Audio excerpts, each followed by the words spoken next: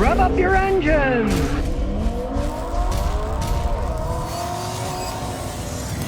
Alright, today I'm going to talk about Hyundai Sonata. This is a 2017. Not a big fan of them. I tell people they're not going to last 300,000-400,000 miles like a Toyota or a Honda, but in this case, they didn't even have to pay for the car. It was won at a casino. They're giving this good-looking car free. Now, they did have to pay a gift tax of $1,200. I'd say this car is definitely worth $1,200. Now, as you check under the hood, this is the better version. This model with GDI, but it has no turbo, and it's a good size, too.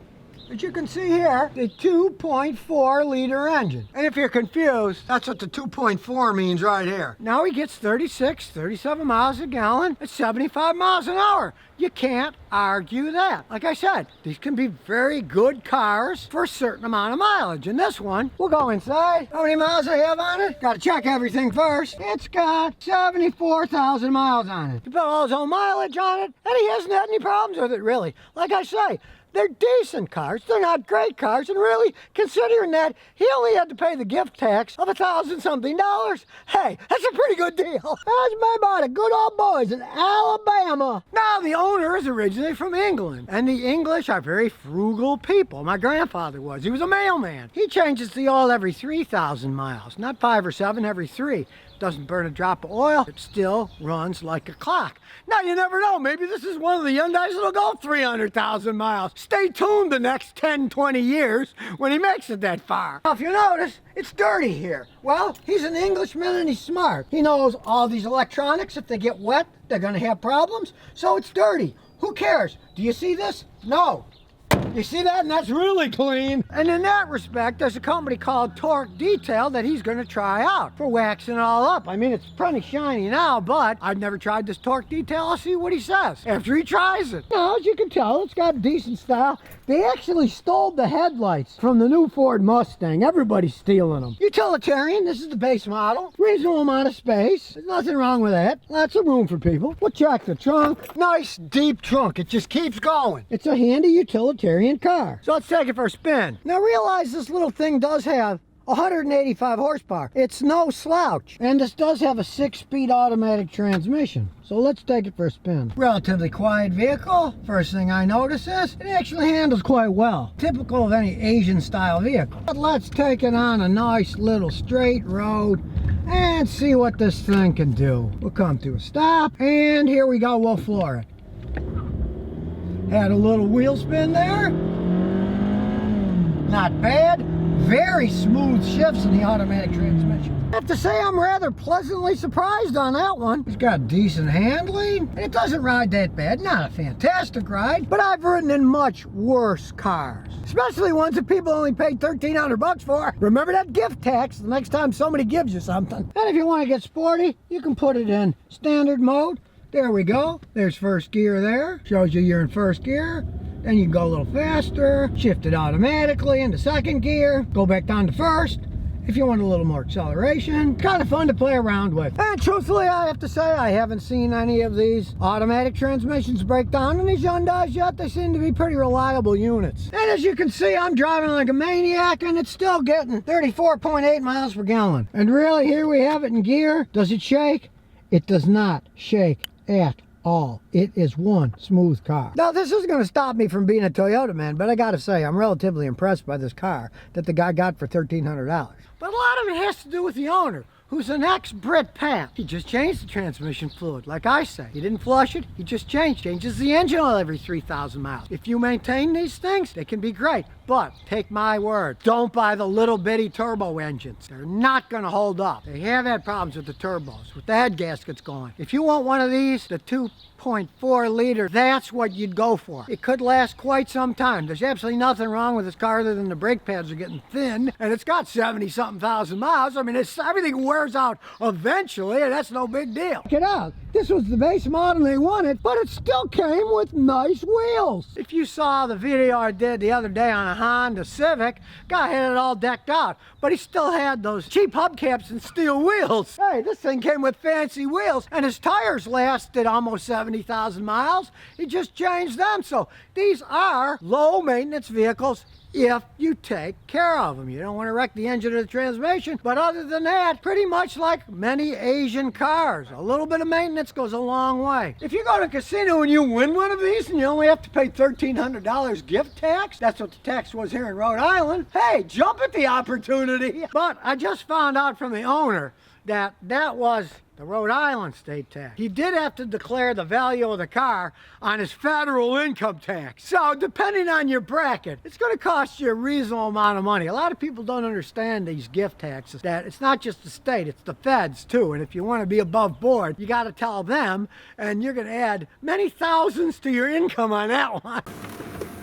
And here's some bonus questions and answers. Well, if you hate potholes like most drivers do, you might check out this new British machine. It's called the Pothole Pro, and they claim it can do the job of 3 separate machines and fix a pothole in less than 8 minutes, even a relatively deep one. Now, of course, they're not cheap machines. They cost around a couple $100,000. But really, when you think about it, the price of machines now these days, that's not that much. Of course, now this is done in England, so they're trying to always save money, so they're saying that, well, the municipalities can lease it for only £600 each week. Yeah, you do that times, it'd be like $30-something thousand a year to lease the thing, which of course is more suitable for government stuff, because you always want to put the cost down in the future and not put it in the present one. But check it out, it's kind of a bizarre looking machine. And the chairman of this company, JCB, has to be a Lord Bamford, who calls potholes the scourge of our nation. This is in Britain, so the British think the same as we do, I guess. They don't like these potholes, but they're working on this machine, and we'll see if that works over the long haul, because I've seen these pothole fixing machines in Houston when I lived there,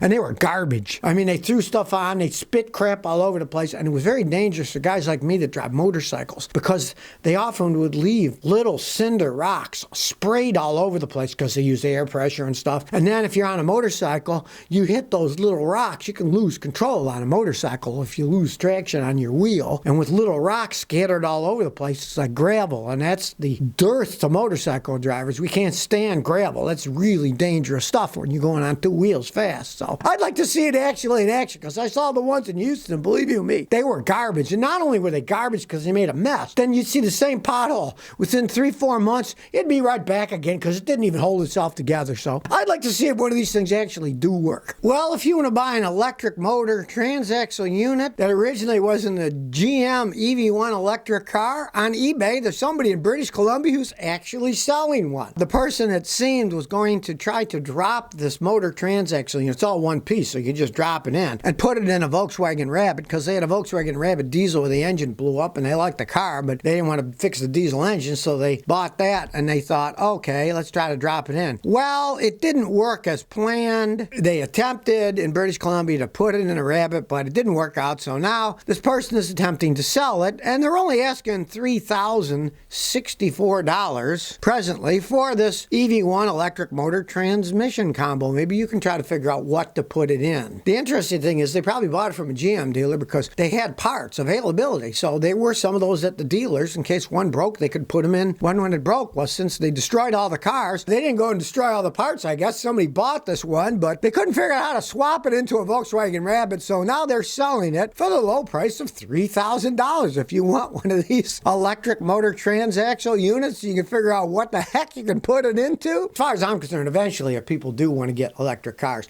there's going to be a bunch of swap kits out there. There's already kits out there. There's going to be people doing that in the future, that's for sure, when they want to get an electric car, because when you think about it, you get rid of a car, what? Mainly because either the engine or the transmission's blown and it costs thousands to fix. Well, you're going to turn in an electric car, you throw those away anyway. So somebody's going to come out with some kits for a lot of cars eventually, and a lot of people will probably do that and say, I got a perfectly good car, it just has a lousy engine or transmission, so I'll electrify. So maybe you want to mess around with this. It's only $3,000 for the motor and transaxle assembly. Okay, if you've got a reasonable amount of money and you hate stopping for gas, you might check out the Lexus LC500H. They say that it can go over 600 miles on one tank of gas. It's no slouch. It can go 168 miles an hour with its V6 engine and its hybrid drivetrain. I've driven them. They ride very smoothly, and they've also souped up a lot of stuff. One of the things in their automated transmission is that it downshifts into second gear instead of third when you're cornering, so you get more acceleration. It can drive zippier. So if you've got a relatively relatively unlimited budget to buy a car and you hate stopping for gasoline, hey, you might check out the Lexus LC500H. So if you never want to miss another one of my new car repair videos, remember to ring that bell.